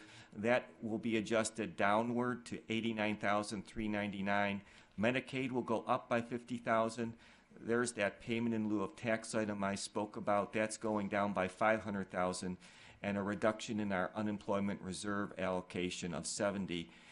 And then that levy amount, which we just talked about, the $3.8 million, provides a total of $4,369,149 in revenue increases. So when we move to the revenue summary, we can see that if we go with our base budget of this year of $190,815,689 and add that revenue increase to it, we have a draft revenue side budget of $195,184,838, or an estimated revenue increase standing at 2.29%. And total estimated revenues, that number that I just stated, less the proposed expenses, which Dr. Martzloff mentioned, of $197,532,251. We currently have a deficit of $2,347,413. That's 1.20% if you wanted to look at it in that way. So our next steps this evening, hopefully we can have some discussion about prioritizing some of our items. Obviously our mandated costs increases, we need to relook at those very carefully to make sure they're as accurate as possible, and then receive our final New York State aid projections and the tax cap impact from the local side of the budget as we go forward. So going forward, where do we go from here? On March 12th, we will have a preliminary budget presentation, and we need to also consider proposition resolutions. For example, it probably makes sense to give strong consideration to creating a new capital reserve fund this coming May and asking our voters to approve a new capital reserve fund. And then on March 26th, we have a budget work session, which is essentially a conversation with our community of the preliminary budget and where things stand. At that time, they will also be finalizing state aid on or about April 1st, so that on April 9th, we can have a final budget proposed for our district that the board can give consideration to adopting. On May 9th, as usual, we'll have our annual budget hearing and our PTSA school board candidates night, where we get to hear from all the candidates who are running for school board. And on May 21st, we ask our community members to come out and vote. It's our annual budget vote and our school board election, so we'll look forward to that. This concludes our presentation. We're happy to answer any questions from the board. Also have any conversations about items that we think are most essential to the budget process going forward. Will there be a test on the tax cap calculation levy increase formulas? Yes, okay. What was the reserve fund? What was the purpose for that reserve fund that we're going to put onto to the voters? The capital reserve fund includes dollars that we would use for capital projects across the district. For example, we want to start planning a project that's going to address some of the physical layouts of our schools to make them more safe and secure for students and staff. So in doing so, that requires a relatively significant investment. So if our community approves of creating this capital reserve this coming May, our hope would be to potentially be ready to go out to vote in May of 2020 to ask for authority for a new capital project that mostly focuses on safety and security in the district. Mr. Mecca? Thank you for the presentation. Just wondering how a 3.15% tax levy increase would affect our tax rate per 100,000, if anybody's made those calculations yet. No, not yet. We're still do not have assessment information yet. Gotcha. Follow-up question, if you don't mind. Not that I'm suggesting we do this, but obviously if we have a budget shortfall, why wouldn't we max out the tax cap rather than come just under it? You could. $36,000 is there. We could go up to the. Okay, not that I'm suggesting we do that, because No. actually it's kind of nice you can say we came in under the tax cap, right, rather than that. Mr. Bornstein. I'm wondering if it would be possible to provide an expense budget, sort of bolding the lines that have flexibility in them. There are certainly parts of our expense budget that we can't touch at all. So when we're considering priorities to recommend, I know it would be helpful for me anyways to be able to see which lines provide us that flexibility to make a recommendation. We could work on something like that, but as I had presented in one of the preliminary reports, 88% of our budget is salary and benefits. Mm-hmm. So the other lines would be items like equipment and supplies and areas like that, which we would be looking at in contracted services and items like that. Yeah, okay. So is the answer that everything other than salaries and benefits? We could work on something like that, and the idea though would be, and we'd have to discuss this with Dr. Martzloff and the leadership team and what you would be looking for, because some of those items, even in those categories, are really supporting the buildings. Mm-hmm. So, there's not a lot in the budget that's not there for some reason. Yeah, and that's actually why I'm trying to get to the bottom of where the flexibility is. So, I don't know, maybe you can have a conversation and then bring back something to us to say these lines can be looked at. That would be helpful for me. Other comments, questions? Mrs. Leatherbarrow. Just a couple of questions regarding the program support for instruction. The ENL, English as a New Language, the $150,000. Can someone tell me if that is based on teaching positions anticipated because of enrollment, or are we looking at some type of specialist or leadership position? That is more for a specialist leadership position, either a TOSA or an administrator so that number could change a little bit depending on what it turns out to be. And when I say change, I mean decrease. Okay, and also the enhancement of the math curriculum. Can I hear a little bit more about what that entails? We're not quite ready to share that yet, but we would anticipate having some information about that at our next board meeting, if that's okay. Sure. And then finally, Mr. LeMay, if it's okay, I just wanted to throw in there, in terms of looking at cost savings, a few months ago, we received an update on the status of district pools. And although it was not an action item, we did receive, a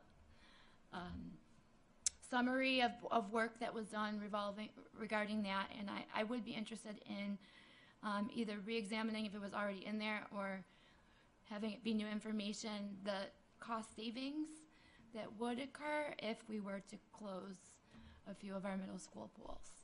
We can provide that as well. Mr. Bornstein? Is the board required to vote on a balanced budget? Yes. Okay, thank you. Mrs. Van Sice, please. I just want to make sure I know off of Mr. Bornstein's question or request, the program supports are what we're looking at and going to have further discussion of. I just want to make sure I'm correct with this. From past experience now, we have those items that are built in that are mandates or that are required to sustain what we currently have.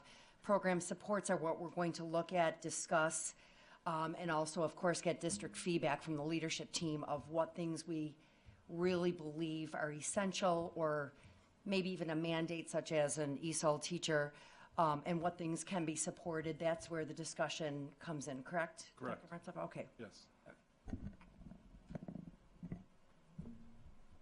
Mrs. Beeger. I believe we touched on this before, but I wanted to ask about the middle school administration. possibility of adding positions. Can you remind me what our current makeup is as far as administrators in middle school buildings at this time? In our middle schools, we have one assistant principal in each middle school. We already have one assistant, and then my memory is we were thinking of adding to the 2 schools that have higher population. Correct, yes. I'd be interested to learn more about the specific issues or needs those buildings have around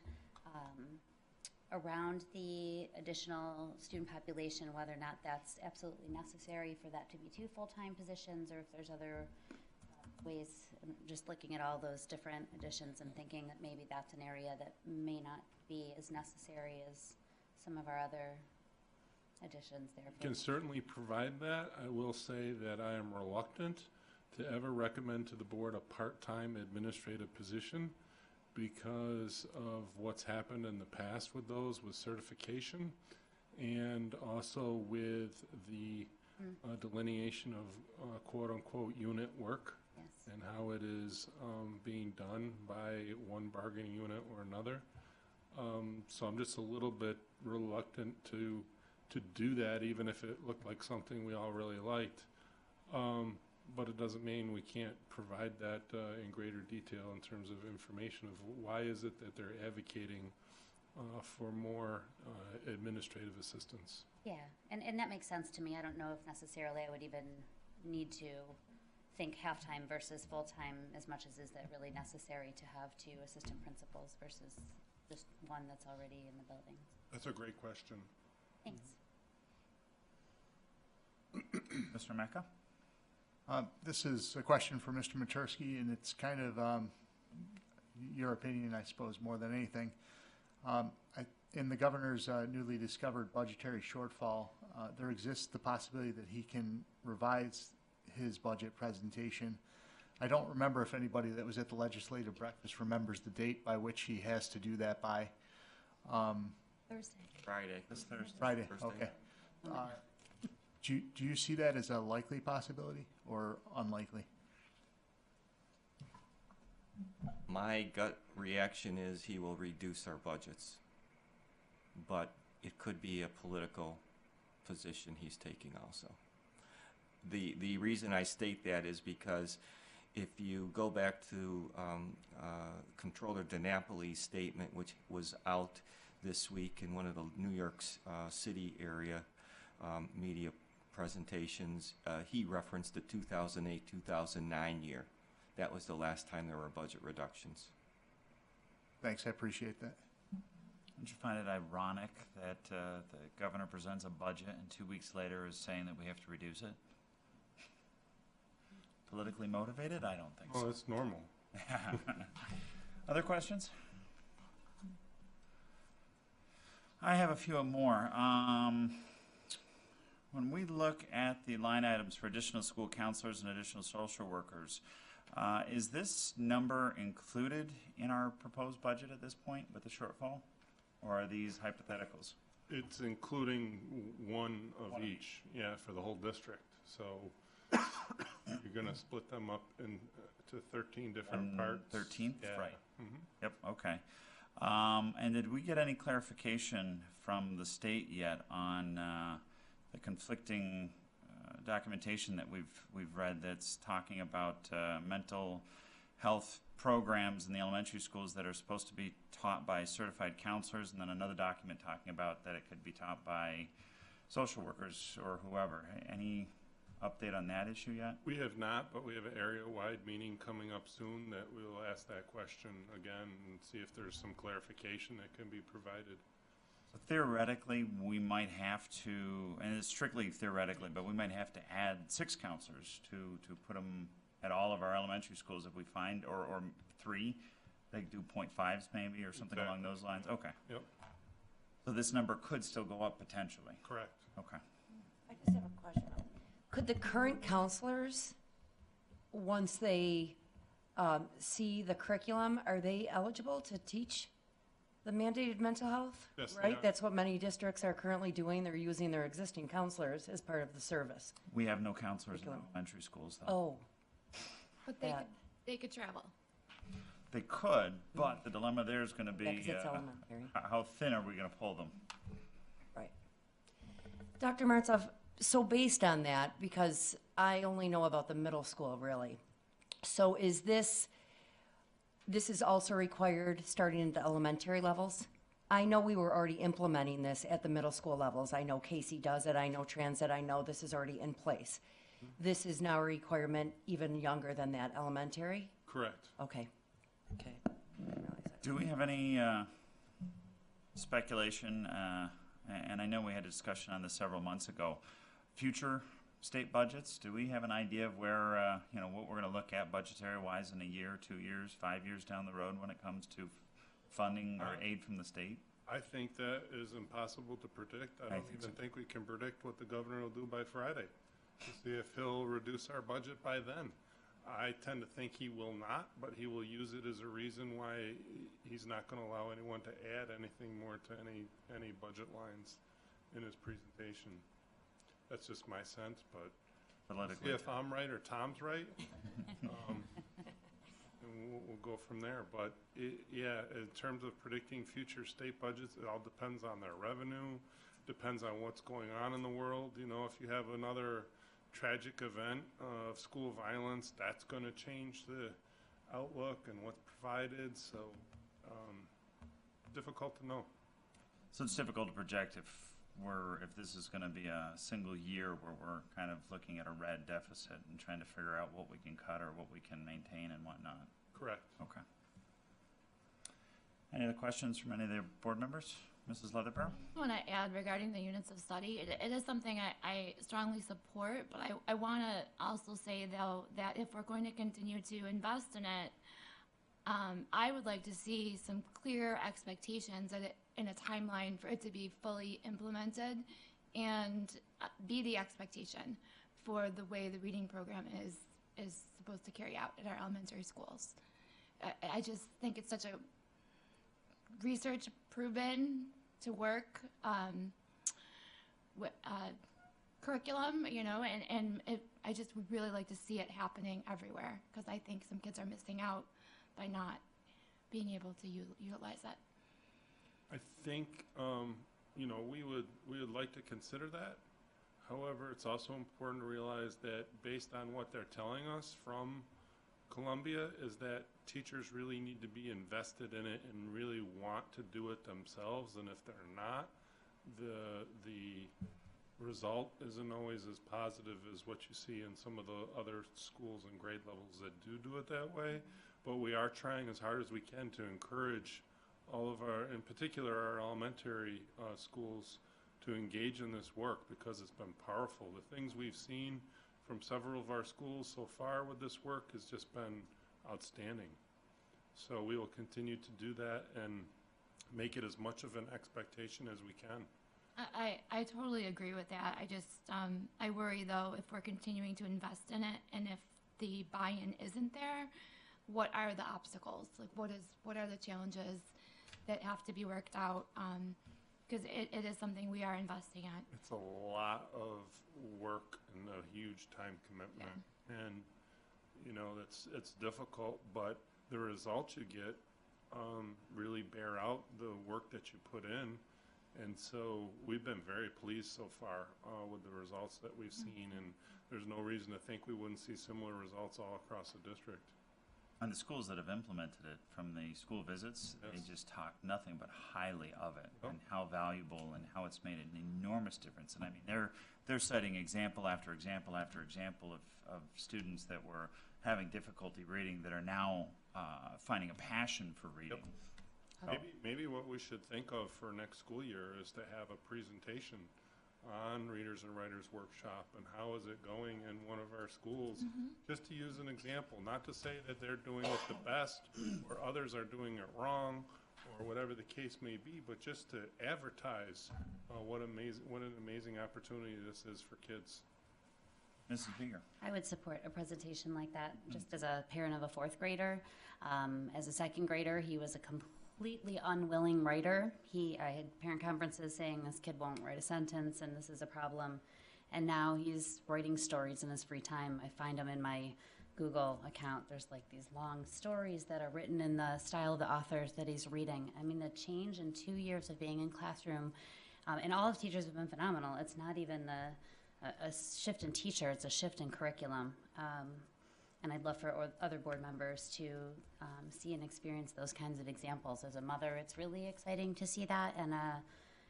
And when we see that money up there, and it seems like a lot, the difference that it's making in our students and potentially the impact that will have on their academics in middle school and high school, I think it'd be a worthwhile presentation for us all to see.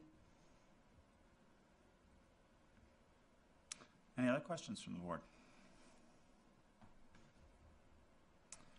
Okay, I'd like to open it up to the podium to open up the public forum to the community.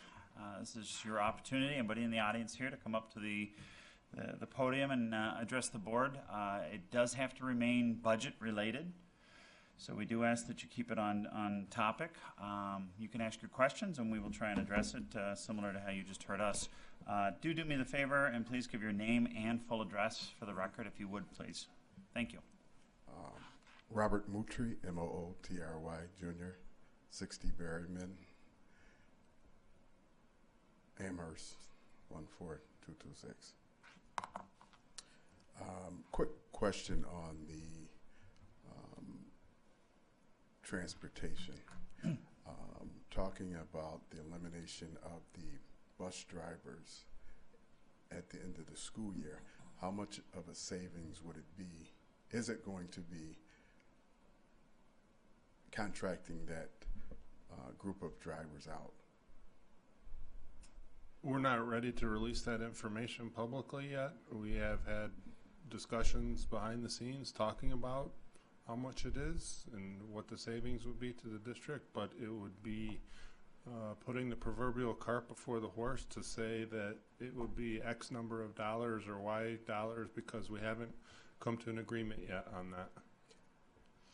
As part of the budget presentation, you have to have some sort of estimate amount that you're talking about eliminating 20, 25 jobs out of the transportation. Those jobs are 400 years of service to the district. Those lives, I think the district owes them that information. You know, when you look at, I'm looking at the budget presentation, and I see the $2 million gap, but I also saw a number of changes to hiring. And let me just be real clear. My daughter went to Amherst, so I have grandkids in the Buffalo system, grandkids at Canisius, so I'm aware of, you know, the challenges to education around the city. I'm also the regional director of CSEA, so we deal with a lot of different school districts in 14 counties. So I understand that, but you know, for the board or superintendent to say that we don't know how much of a savings it's going to be, or you're not ready to release it, you know, you have some employees that are just tore up behind them going to be terminated at the end of the school year. So when would that information be available? That information will be available once we come to an agreement with the CSEA Transportation Bargaining Unit. Mm-hmm. We've been having negotiation sessions with them privately and confidentially behind the scenes. And so that's not something we're going to release now. And let me just the negotiations that you've been having with the CSEA bargaining unit, I supervise the staff that you've been having negotiations with. And so it's not like it's a secret to me. I understand it's a public forum, but you haven't provided that information to them either. So you're in negotiations. Part of negotiations is, you know, putting everything on the table. No, it's not. Well, I So completely disagree we with can that agree to assertion. disagree with. Yeah. We can, you know, in a respectful way. Yeah. You know, but to me, and I've been in this business for over 40 years. Honesty and trust and negotiations is, you know, it is what it is. You know, if it's a secret, or then I understand that too. But open transparency, especially when you're dealing with lives, 20 lives that have put a lot of time into this district, and I think you owe them that at least. Now, negotiations is a give and take. I'm aware of some of the comments that were made in negotiations. Andrea shared them with me. So I would just be curious if it's going to be a savings to the district by contracting that service out to another entity. What is that savings? That's all I'm asking. Thank you. Let's just say that I told you the amount of money was $5 million. Would that not change your approach at the negotiations table in terms of what you're expecting for those 20 individuals? Well, you know, I'm one, and I negotiate. We can both start way out here to get to somewhere in the middle. It's wasting everybody's time. Come to, you know, to the table with if the school board's mind is made up to eliminate those particular jobs without any discussion, it is what it is. But, you know, I think when you're talking about families and lives and a lot of years to the district, I mean, you're not talking about employees that have been around for 1 and 2 years. Now, maybe I was looking at the presentation, and the transportation budget I thought I saw was $5 million. Am I correct? Somewhere around there, yeah. Okay. So,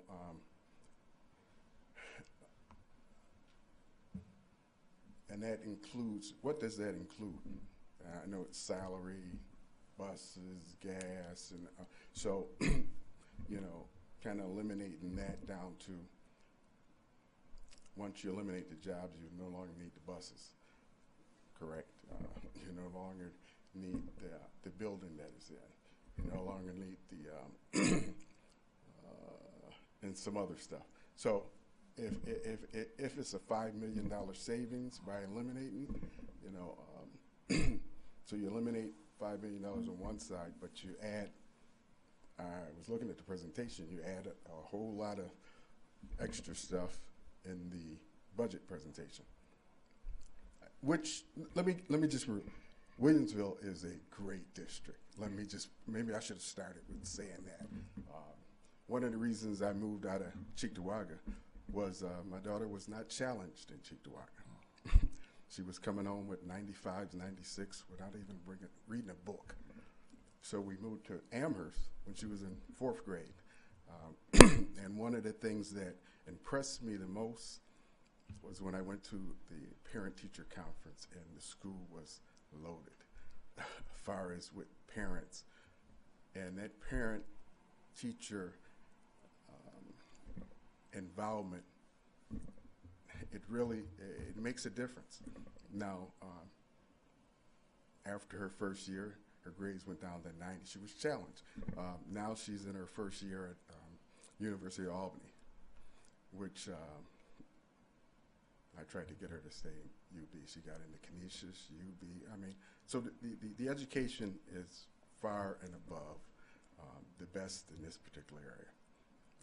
And besides some of the parochial city honors in some of those schools. But I guess I'm just asking that you really take another look at whether you're going to eliminate those particular jobs. It's just, when you talk about jobs, families, and some of the one-on-one bus drivers, they're with the kids, you know, a few hours a day. you know, depending on where they live. I mean, so they play an important role in, you know, educating kids. So I actually take another look when you're looking at. And I would like that information. Yeah. Are you aware of the discussion and proposals that have been talked about in the negotiations? I saw the first proposal, which I thought were my personal opinion. The district's not going for that. That was my personal opinion. You know. Oh, you're talking about the proposal. The initial proposal. Yeah. You know, and I heard your response to that proposal. Okay. Andrea did share that with Yep. me. You know, and I'm one, when I negotiate, let's not start from way out here and you're way over here. Let's start somewhere that we can reach a reasonable settlement to this whole issue. Our first thing is to change the district's mind about eliminating those 20 jobs.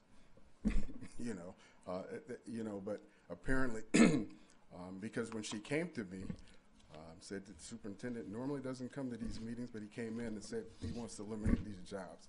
You know, to me, labor management is about a trust, and it's about some of those decisions is you pick up the phone and you say, hey, this is what's going on. This is what we might be doing down the road.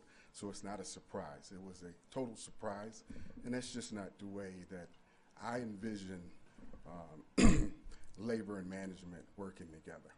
Do you know the last time we hired a bus driver? No, tell me. It's been some years. You know, and I know the district contracted out a lot of the services already. Yeah. And there was some language in the particular contract talking about, you know, they won't eliminate, they eliminate through attrition. Yeah.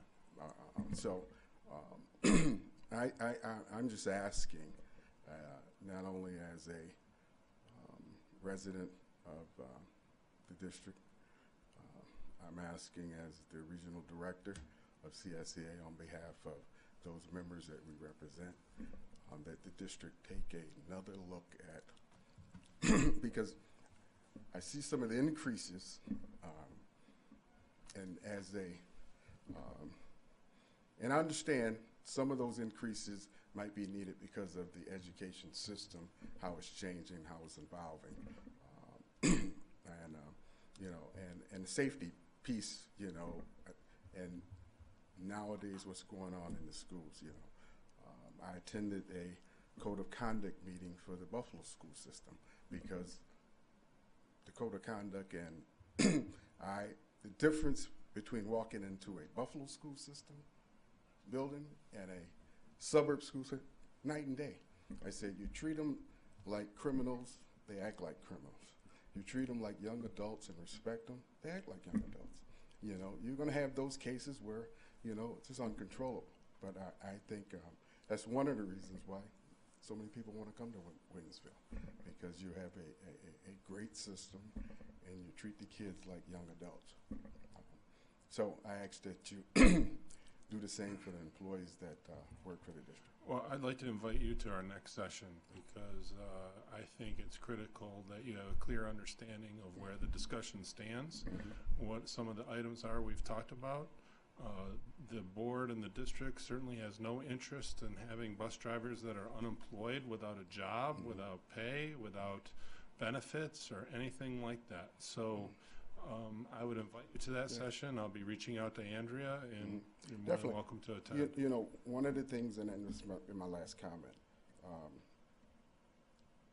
to really go into a negotiation session with everything on the table, those numbers, I need to see those numbers. I mean, if it makes sense that it's just way out of line, then that's a different conversation I have with the bus drivers.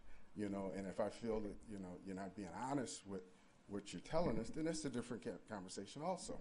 You know, but it's a give and take, and it's about the trust when we go in and sitting at the table. You know, if I can look you in the face, and, you know, some people can, you know, they can't look you in the face and tell you a lie. You know, some people can. You know, and I'm not saying don't get me wrong, I'm not saying that's what you're doing. But I'm saying what I am saying is that that honesty, and we can't negotiate, without knowing the true numbers. It's just We're very close to an agreement. So you said you haven't seen the latest exchanges of proposals. You saw the initial ones that were very far off. I would encourage you to take a look at those and to consider coming to our next session and where. I will be at the next Yeah. section, because Good. I want to see what's going on. But if I think those numbers, we need to see those numbers before we can make a recommendation. I mean, if it's saving $5 million, it's saving $5 million. If it's saving $5 million and you still have a $2 million budget deficit, then something else is going on. Yeah. Okay. It's not $5 million. Okay. All right. Now I'm just saying. I mean, whole cost. Okay. To the whole Exactly. system. So, well, I'm trying to get you to just tell me the doggone number. That's all. Thank you so much. Thank you. Anyone else like to address the board? Questions regarding the budget? John? Mr. Mecca? This is a dialogue between the community and us, so I just wanted to say to Mr. Mutri, I appreciate you coming to address us, and I appreciate your advocacy for your members.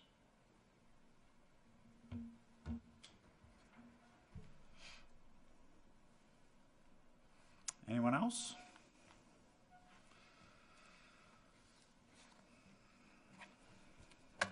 Okay. Would someone like to make a motion to adjourn the budget work session? Mrs. Beeger, is there a second? Mr. Bornstein, thank you. Any discussion? All in favor? Motion carries unanimously. Would someone like to make a motion to return to the regular board meeting? Mrs. Beeger, second. Mrs. Leatherbarrow, thank you. Discussion? All in favor? Motion carries unanimously. I love this Sorry about seesaw that. effect of getting back into the main meeting, and now we're going to recess again. So would someone like to make a motion to adjourn into executive session to continue our discussions on employment matters relating to a particular person's collective negotiations with the transportation union and current hiring processes? Mrs. Beeger, second. Dr. Venator, discussion? All in favor? Motion carries unanimously. Would someone like to make a motion to return the regular board meeting to public session? Mr. Bornstein, is there a second? Mr. Meyer, any discussion? All in favor?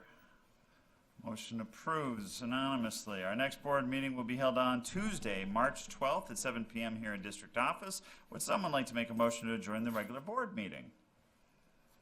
Dr. Venator, second. Mrs. Beeger, discussion? All in favor? Motion carries unanimously. Have a good night.